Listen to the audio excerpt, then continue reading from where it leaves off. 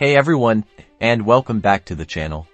Today, we're tackling a common iPhone issue: a zoomed-in screen. It can be super frustrating when your display suddenly magnifies and makes everything difficult to see and navigate, but don't worry. Fixing this is usually super quick and easy.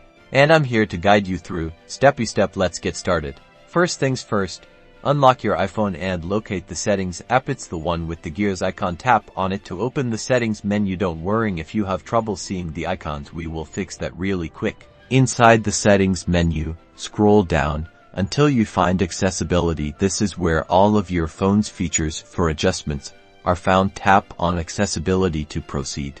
In the Accessibility menu, look for the Zoom option. It should be one of the first options you see. Tap on Zoom to customize these settings. Here's where we make the magic happen. You'll see a zoom toggle switch if it's currently turned on, a blue or green color. Tap on it once to turn it off. If it is already off, you're all set. And just like that, the screen should return to its normal, unzoomed view. Now, if your zoom was off, and the screen is still zoomed in, go back into Settings, Accessibility, and Zoom. Double check the settings within Zoom, playing with these toggles. And that's it. You've successfully fixed your zoomed-in iPhone screen. You can now navigate and use your phone with ease again. Don't forget to like and subscribe for more helpful iPhone tips. Thanks for watching, and I'll see you in the next video.